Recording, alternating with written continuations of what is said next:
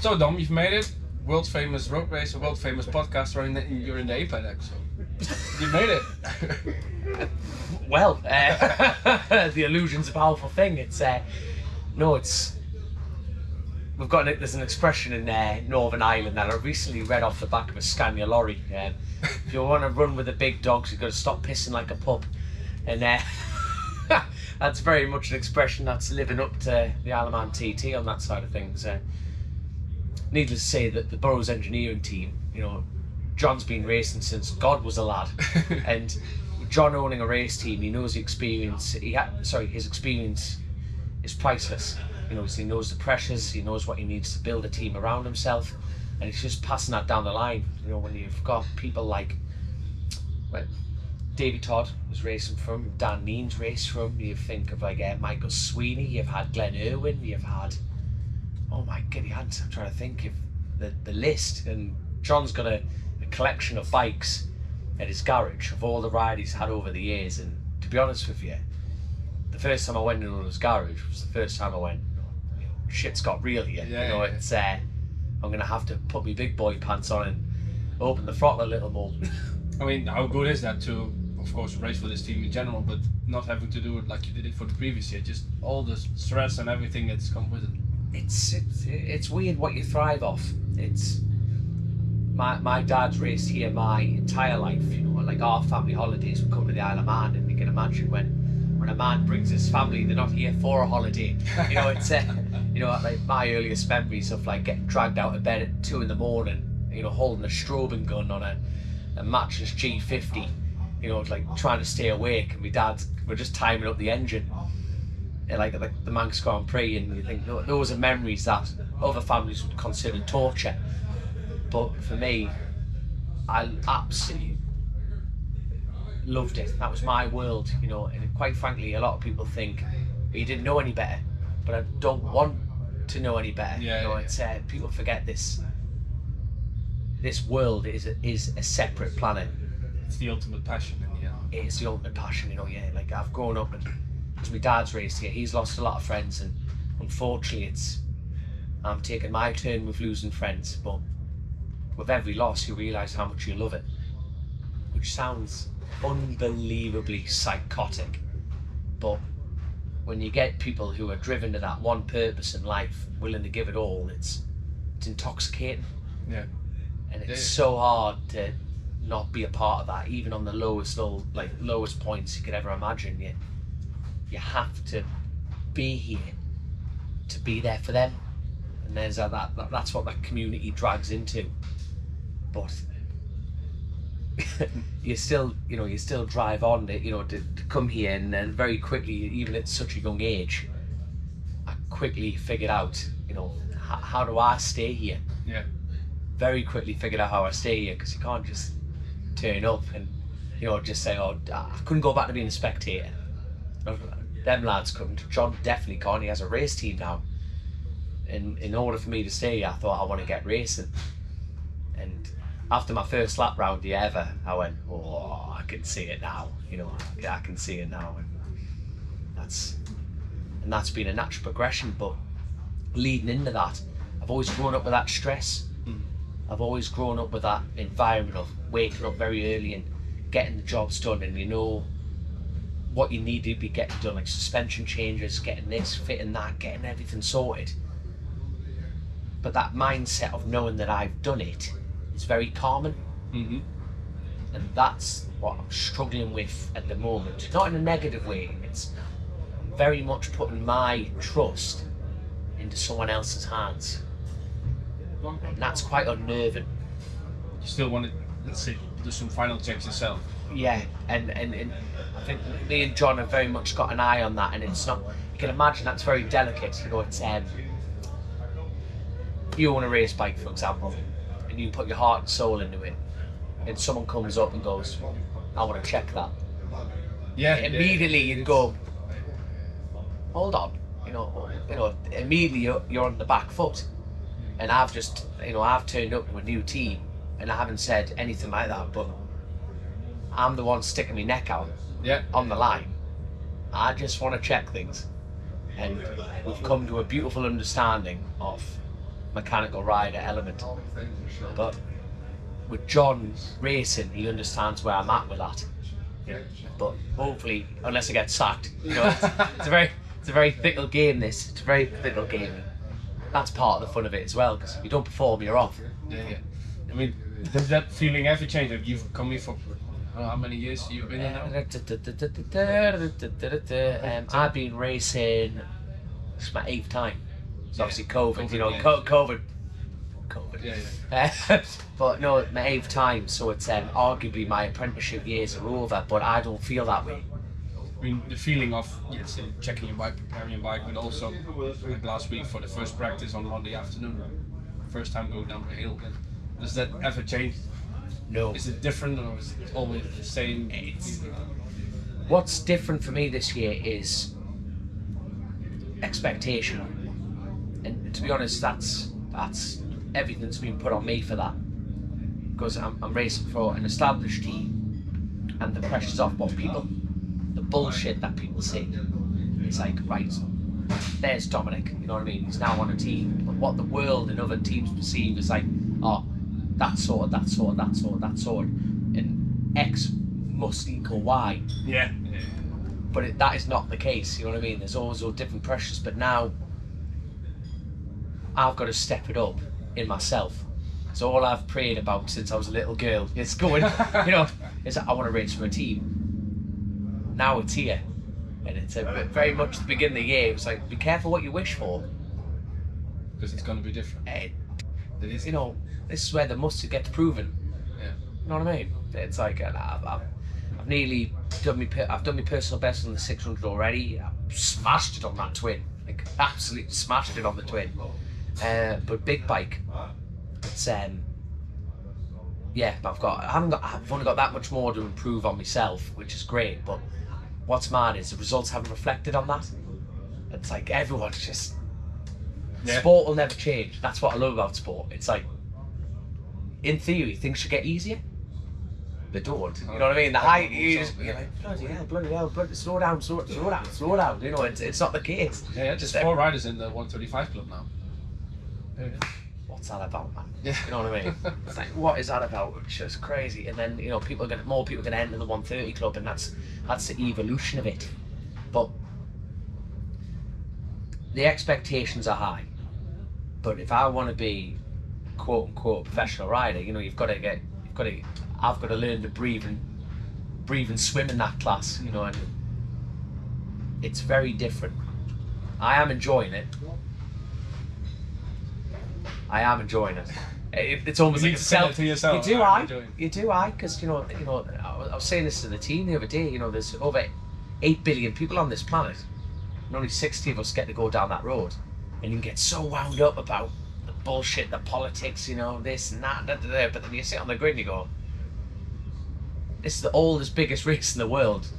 8 billion people. And you just... I get to do it. I'm one of the marshmallows getting to ride down that road, you know what I mean? You have extreme highs and lows of going, shit, this is amazing. Shit, this is amazing, you know what I mean? So it's just nuts, man. Nuts. Last year you did the BSB, the BMW Cup. Yeah. You're not doing it this year. How difficult is it to, let's say, stay sharp? Very... when it was a very poignant year for me last year, because I lost my best mate, a man called Christopher Rouse. We lost him at Doyneth Park, and it was to the point last year, he says, like, look, he was getting very, very, like 2 years, my God, nearly 2 years ago. Almost 2 years. But like, he was getting to a point with me, going, look, you need to do this, because he was running at Superbike level. You know, he was having to find 15 grand a round, and he's looking at me going, you're not. He never got angry, never got high end or nothing. He's like, what are you doing? He was finding 15 grand a round through sheer necessity and graft, and he's like, why aren't you doing this? You know, because he shows you have to be in British to be David Todd. David Todd is a perfect example of what's been happening at the minute. Yeah. Because David Todd, they've invested in him, they've put the time into him, and he's getting the track time, and look what he's delivering on. The lad's got a skill set. But that's why people are investing in that skill set. But being able to do British last year was a huge eye opener for me, because I learned 50% of the tracks. Like I had to learn Brands, Thruxton, Silverstone, Snetterton, you know, but getting chucked in the deep end that hard, it's sink or swim. In that environment, you can only, you know, you got to train hard to fight easy, and that's very apparent. But now this year, I feel like I'm still feeding off the year previous. Right.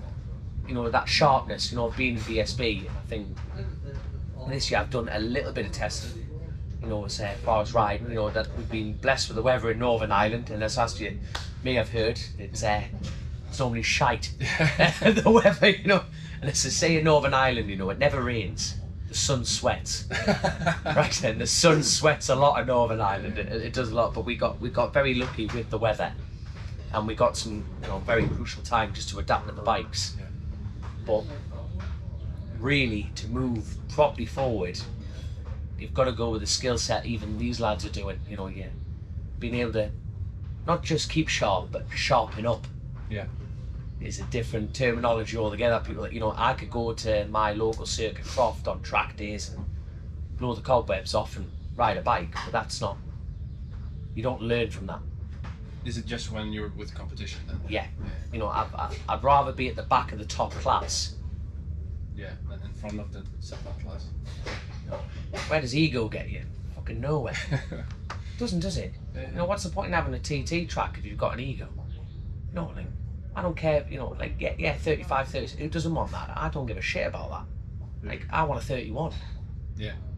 You know what I mean? Like, you know, to the common man out there who opens a book, who's never ridden a bike, and who's, you know, the armchair sofa warriors going, oh shit. It's like, no, like, do you know how hard you've got to pedal around it? Like, for a mere mortal who cuts trees for a living, you know, and I go, a 31 for me is out of grasp. That's how I see it. I see it as out of grasp. For the moment. But I see it out of grasp. And like that 30 for me was an unachievable item. Unachievable. And when you just get that bit closer, that's where you start pushing it and you go, fucking, how much do you want it, cupcake? Yeah. You know what I mean? And you look, and you just, that is the triumph of this. And this conversation will happen to the lad in 40th. Yes, yeah. And then you go further down, the lad in 50th will feel the same as this.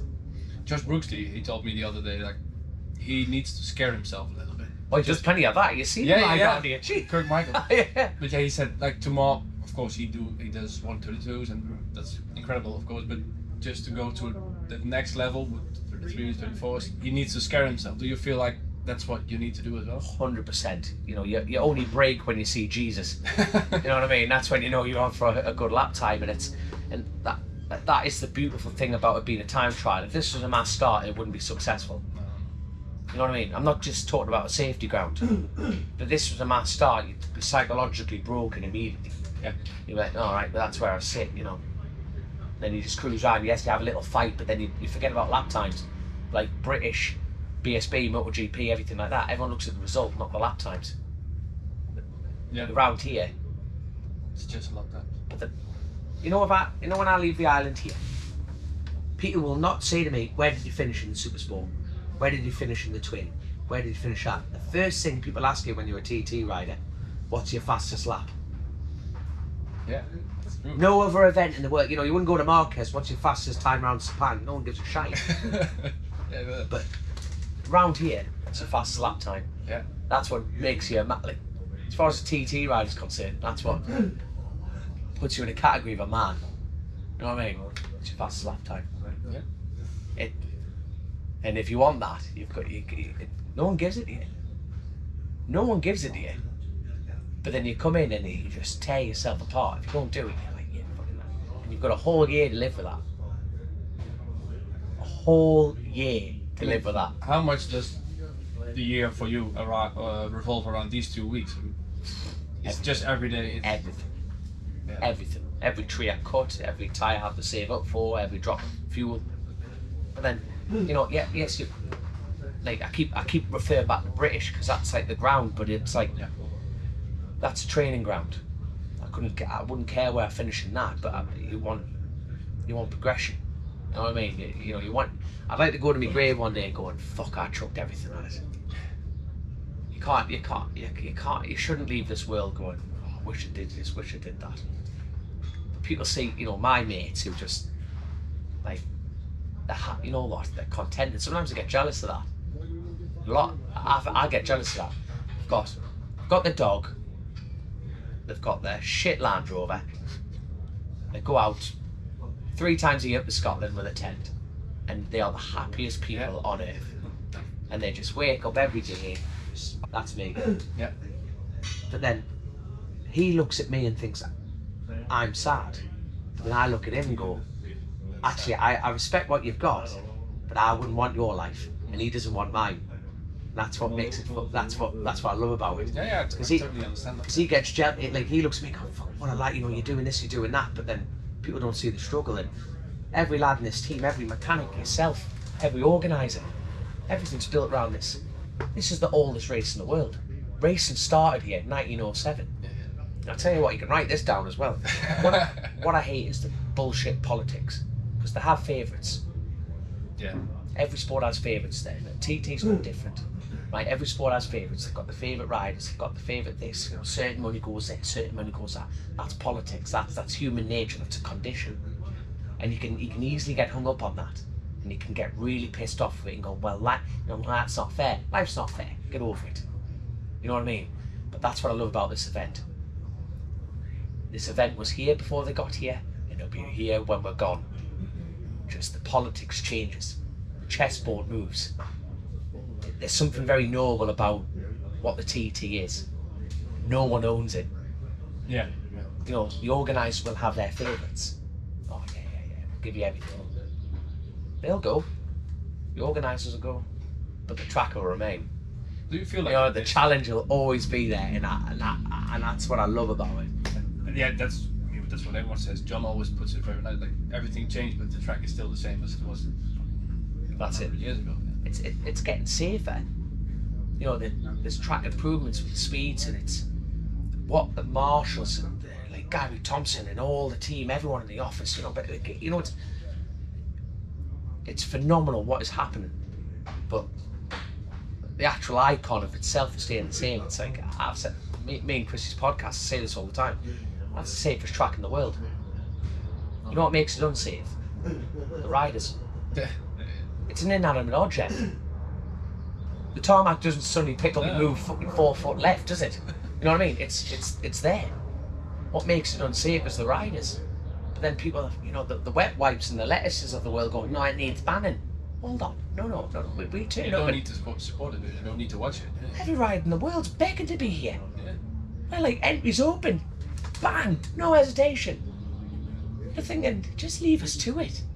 Yeah. For God's sake. Yeah, I mean that's the whole point in the end. Like, the people who ride it, they absolutely want to ride it. It's for most people, it's just a life dream, man. That's it. But for us, it's an obsession, and it's mad. Like, people I speak to would say, "Oh God, I'd love to do that. Why not?" If I want football, shite. Don't like football. But you'd never ever. I couldn't go play football at St James's Park, Sunderland or Wembley. I couldn't go play tennis at Wembley.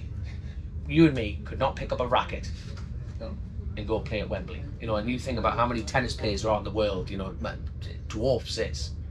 But not many people get to do Wembley. You could get your race licence, right? Put an entry in for the Manx Grand Prix. You could race on that. But then you could do it. There's no reason why you couldn't. There was literally no reason why you couldn't. You know what I mean? You're going straight into MotoGP. You know what I mean? Yeah, you get your race license, go straight into MotoGP. But yet again, 8 billion people on the planet. It shows how fucking nuts we all are. But then for us, we few band of brothers, it's not nuts. You just look at something and go, it's mental. And the first time I looked at boobs, I fell in love with boobs. Well, you just love at first sight, you know what I mean? It's just, you know what you like. You know what you like, and that's, for me, it's the same with the TT. It's that simple. But I spoke to other riders, and of course John is in his 50s, Michael got some people even in their 60s. Yeah, he built pyramids. Yeah. I mean, I suppose, do you see yourself racing here for God knows how many years? Oh God, yeah. You know, it's. I think what every rider fears. This is my take on this. What I think people fear not being competitive. Yeah. And we're talking about that challenge of improving yourself. And my dad still races here, but he enjoys riding it. But look at Joey Dunlop. It wasn't about winning anymore. What a beautiful way that he had his life. That he wasn't fussed about the winning. He just wanted to race around here. You know what? I hope I get that. You know what I mean? I think it's like John as well. Like he knows that he's not probably winning, but he's still enjoying the It's race. different. Yeah, but you see, yeah, someone's poked the bear over. But like the last 2 years, he hasn't been John McGuinness. But that's how much he's thought of, and that's how well respected he is. That people have gone, they are John. You know, you just figure it out. Someone's poked the bear over Christmas, and he's gone, you know what? Fuck it, age is just a number, and I want it. Look at him now. He's banging in 32s, man. Yeah. Did his fastest lap since 2016. Yeah. Where does that come from? You know what I mean? Someone's poked the bear. He's been in his £1 million house, just going like that, going bastard. You know what I mean? He's just been swearing at himself all winter, and he's come out fighting. But that's what this place breeds. It's the comfort, you know, a little bit of confidence in a man, and off he goes. He loves coming back. You sit like I saw him on stage, and like, well, this is where I'm kind of at. And he's like, no, you're not, John. He's figured it out again. It's not about winning. It's about improvement. Now he's had a sniff of that 32. All he's thinking of now is not winning. It's about bettering himself. John's back, and he's back to proper TT riding, in my opinion. He's back to how it should be, and he's gonna go faster, which is shit for me. Because like last 2 years I've been beating him, and now it's now we've got John back. So it's but that's what I mean about the level. Yeah. Jamie Coward did a 32, but didn't catch John. Jamie Coward rolled up on that grid this year, and I've got a lot of time with Jamie.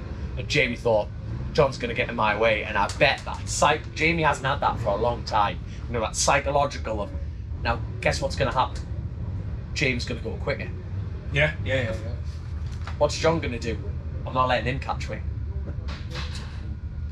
The racing's not just for the win. You know, if you know what's going on, these two are just going to go, it's just going to be gnarly like. As well as Hillier, I think he's also doing his fastest lap since many years, because he's just in the competition with John. I think yesterday we were fighting with John for first place. He got 5th in the end.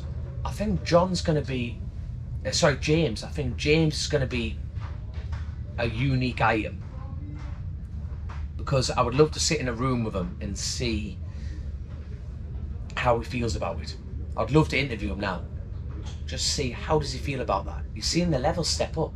Does he want to step that up? But then he's the uncrackable egg, James. Yeah. He's very to himself. The only person that knows what James is it's him, and that's what I like about James. But you can't make anyone do anything around here. If he wants to step it up, it's because he wants to. But everyone's just getting. And bear in mind, we've had shit practice. Yes, we've had laps, but like condensed practice, and we've missed a couple of nights, and you know, a few damp spots in the first few. It hasn't been ideal conditions. It's been good. You know, we've had horrible TTs, but it shows how much everyone wants it. Because everyone turned up thinking we're going to have the heat wave that we had last year, and just laps. And now it's people don't realise what's happening under the surface here. How do you see the enigma that was Michael Dunlop? Like what happened yesterday, and he was 20 seconds in the lead. Fucking helmet came off, and still did a 1:35.9. His fastest ever lap. Like for Michael, you see, I don't know Michael. You know, if I saw Michael Dunlop, I'd go, "Hello, Michael." I don't know, because he's in the public persona. People have an assumption that they know. No one really does, you know. But with Michael, what I have seen from the outside looking in, as a fan, as a TT fan, and as a Michael Dunlop fan, from what I've seen from the outside, the last 3 years, he's a different character. He's a lot calmer. And the fact that he pulled over at the side of St. Nicholas, of course he had a few expletives, he was 20 seconds in the lead, but not, I think if you wound the clock back, so this is my opinion, again, not fact, it would have been a different Michael. He would have been dangerous. But the fact that he pulled over, and yes, he did a bit of swearing, but he was very, you know when you have deep swearing, We've all had deep swearing. You know when you're in the car and someone and you just grunt under your breath, going, "You fuck." That's what that was. And he just and took his gloves off. And he had the foresight, take his helmet off, reattach it, put it on, and he went again. But I hope he went to bed last night knowing he broke that pack by 20 seconds. Yeah. Is that the confidence that you need? Okay, you know, I am fast. Yeah, 100%. But you see, Michael, even going back yet again, I know I keep saying BSB, but Michael Dunlop, yes, he's not a perceived BSB rider, but he's been doing wildcards, he's been doing British, he's been doing this, he's been doing that. He has done some serious track time over the winter. Serious track time. Michael is adapted to the game, because that's all this thing is. This whole world is just a game, and he's playing his part in it. Right. But he's just stepping it up the same as everyone else. But I think the whole world, especially I'm riding for a Northern Irish team, I've got to say this, but if you can take the record home back to Northern Ireland, he's got his own dynasty. He's part of the Dunlop dynasty, so to take that home, Do you think the sport needs him. Do you think he's like you, like he will continue racing for a long time, or do you see him ever packing it up? Like maybe he gets to 27, 28 and then okay, that's me. Nah.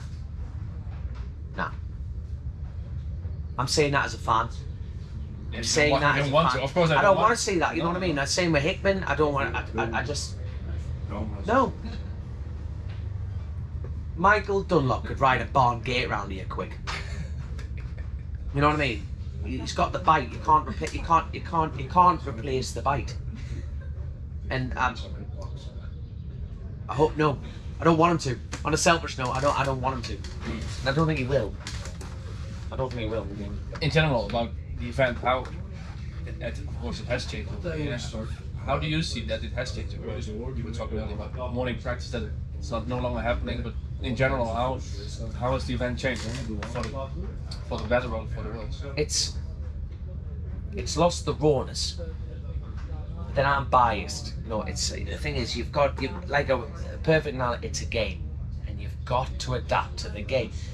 It has become more commercialised because it needs sponsors. It needs to be out in the public eye. It needs to be commercialised, because if you don't adapt, you'll just get left behind.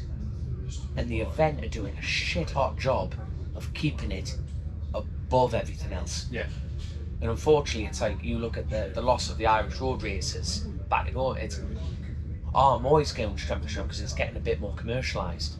And I think, you know, that term tradition is actually a bit of a hindrance in sport. I'm going about no morning practices. You know what I mean? Yes, I want everyone to turn up at tents. You know, yes, I want everyone to be drinking beer and having a good time at the night. You know what I mean? I love that traditional element, but I want the event to live longer. Yeah. So you can't have it all your own way. You'll never ever survive on tradition alone. It needs to adapt to the time we've got, and it's doing that. Is it good or bad? It's good and bad. But it's still just as enjoyable. Yeah, because for me as a rider, I don't look at it as a spectator. I like to think of myself as like all the riders. I'm one of the parts of the chessboard. I feel like I'm part of that with every rider on here. But it's got to survive, and I'm willing to adapt to it to keep it going. And just scared of losing it. You know what I mean? So you got to move with it. Well, Dom, I think we can talk. I know we can. 2 more hours. Right? Yeah, I know. I don't want to keep you so long, but yeah, thank you so much for taking your time, and it's been a pleasure. And she's maxed out. Look at that. Written go. in the stars. Happy days. Thanks a lot, Dom. Was that all right, man? Hope you get further than was it 2 kilometers? Yeah, you and me both. So it's I'm the pattern.